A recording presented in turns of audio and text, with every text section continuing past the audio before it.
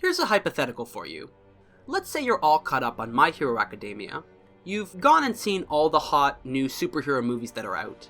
And somehow, superhero fatigue hasn't set in yet. You love those Caped Crusaders, but you're running particularly low on media to consume. Again, hypothetically speaking. Maybe you're getting tired of the same old superhero formula and you just want something new, something fresh. Well, have I got a show for you. Back in 2011, Sunrise put out a little anime by the name of Tiger and Bunny. The show itself only ran for about a year, with 25 episodes to its name, but that one season was filled to the brim with quality. I'm talking great action, interesting villains, a surprisingly well done English dub, and some spectacularly written characters. While most folks will probably be pulled in by the superhero action that the show boasts, the character writing is where the show really shines. At its core, Tiger and Bunny is about the human side of these idols we call heroes. But who exactly are these Caped Crusaders? And what exactly are they fighting to protect? Let's dig a little deeper and find out what it is that makes this show so super. Tiger and Bunny takes place in the fictional city of Sternbild, whose ridiculous architecture and layout is best compared to the Gotham City of Joel Schumacher's Batman and Robin. Within this futuristic yet retro world, there exist superpowered beings known as Next.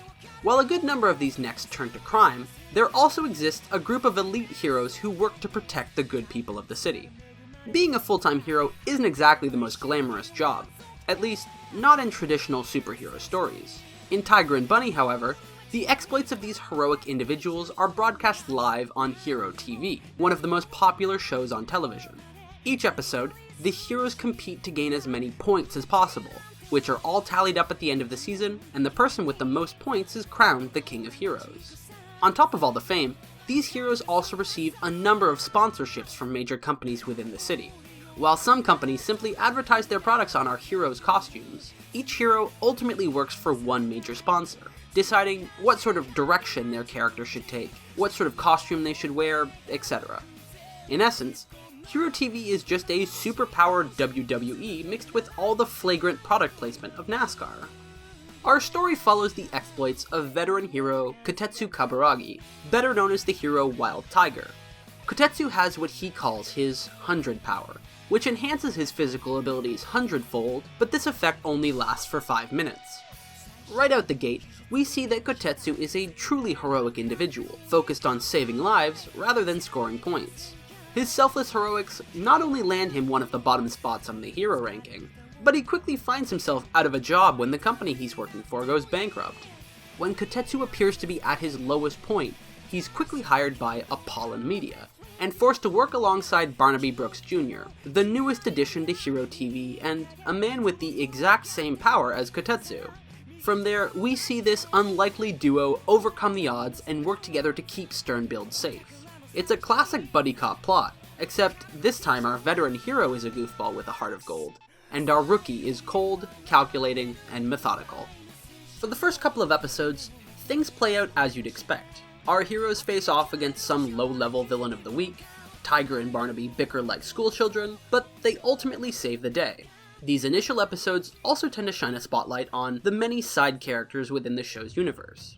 Each of the other heroes gets their own little arc within the series. There's certainly a sliding scale of character development here, with Blue Rose receiving the most development, while Rock Bison doesn't even get an episode, but all of them are interesting characters nonetheless. Like I mentioned before, the show is focused on the human struggles each of these heroes face in their day-to-day lives. Conflict may arise out of costume, but it still greatly impacts how these people do their job. Whether it's a lack of passion for one's occupation, or simply just troubles in love, Tiger and Bunny does an excellent job of covering very human issues in a genuine and relatable way. Even our two main characters have their fair share of real-world problems. Kotetsu is a widower with a teenage daughter he's fallen out of touch with, whereas Barnaby was orphaned at a young age and is driven by a desire to find his parents' killer. We get a real sense of who these people are by the problems in their lives and how these struggles have shaped them over time. The characters in Tiger and Bunny are far from one note. There's a sense of reality and maturity to the way they've been written, making them feel far more unique and memorable than many of the other characters we see in modern media. Each character's design works to make them stand out and cement their individuality as well. Making things stylish is something Tiger and Bunny excels at, whether it be the civilian clothes of our main cast or their hero suits. When designing a heroic character, the stereotypical image we conjure up is one trimmed with brightly colored tights, capes, and occasionally a domino mask. Well, the only character that this stereotype truly applies to in Tiger and Bunny is Fire Emblem, right down to the dominoes. The majority of T&B's costumes are more CGI mech suit than traditional hero tights, and personally, I think that's a good look. Each of these costumes has its own unique flares that wordlessly communicate the wearer's personality. Even the sponsorships say something about the characters. Blue Rose, one of the younger heroes in the business, is sponsored by good old Pepsi Cola, whereas the less popular and more rugged hero, Rock Bison, is sponsored by a Japanese barbecue restaurant chain, Gyukaku, which translates to bull's horns. Then there's Ivan. Sweet, beautiful Ivan, better known as Origami Cyclone. Better known as a huge weeb. With sponsorships from companies like .anime, an anime merch site, and Bandai Visual Club, Bandai's anime streaming and production company, it doesn't take a rocket scientist to figure out one of his more predominant character traits. Besides clever designs, the choice of using CGI for the suits actually works out quite well in Tiger and Bunny's favor. The show not only has some really fluid and dynamic CGI animation, but there's also a really solid blend of 2D animation alongside the CGI. Typically, CGI is used to cut down on animation costs, especially in complicated assets or used multiple times, like large, sprawling cityscape backgrounds. Considering the blatant product placement in the show, it really is no wonder why T&B would choose to animate in 3D for the hero suits. But a serious effort was made to make them seem like a natural part of the show's otherwise two-dimensional world.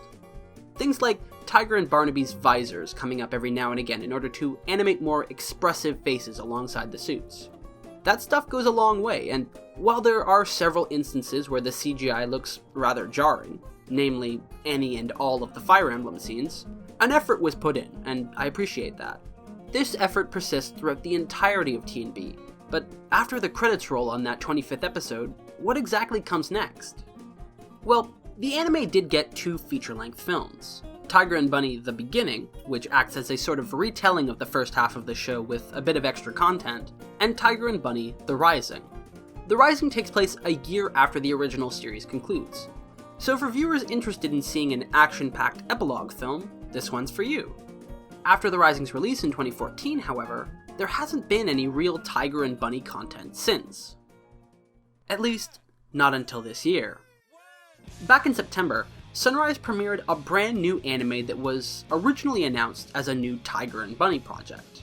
Double Decker, Doug and Krill, is certainly a new Tiger and Bunny project, but it should be stated that this isn't a sequel series. It's more like a spiritual successor to the original, but that shouldn't dissuade old fans from checking out this show. I've been keeping up with Double Decker on my own time, and I've found a lot of my love for Tiger and Bunny being reignited within this series. It's quirky, it's unique, it's got more of that dynamic action that I love with some more advanced CGI. There's a whole new cast of characters that I can't wait to learn all about, and I know for sure audiences will be learning all about them because the show's premise hinges on the dynamics and interactions between these characters. Double Decker is a literal buddy cop show, where elite operatives of the 7-0 Criminal Investigation Unit work in pairs to investigate the use and distribution of an advanced drug called Anthem. By pairing each of these characters up, the show immediately establishes its intent to explore the various dynamics between the members of 7-0. So if you want to see the anime DEA put a stop to superpowered drug addicts with all the same flair as Tiger and Bunny, then I recommend giving Double Decker, Doug and Krill a shot. That about does it for this episode of For the Love Of. While it is a few years old now, Tiger and Bunny is such a charming show that hasn't lost its sheen yet. It's a clever take on the superhero genre, with a myriad of colorful characters that feel like they were plucked right out of a comic book. If you love heroes as much as I do, or are just looking for a well-written action show to pick up, then do yourself a favor and check out Tiger and Bunny. Thank you guys so much for checking out this video. If you liked what I had to say, then go ahead and leave a like on this video. And if you want to see more anime analysis vids or videos like this, then go ahead and subscribe to our channel. If you want to stay up to date on all the goings-on of the Digital Dream Club, then you can follow us on Twitter, @DigiDreamClub, where we post announcements for new videos and all sorts of other dumb stuff that we can come up with. Thank you again for watching, and I hope you have a real super day.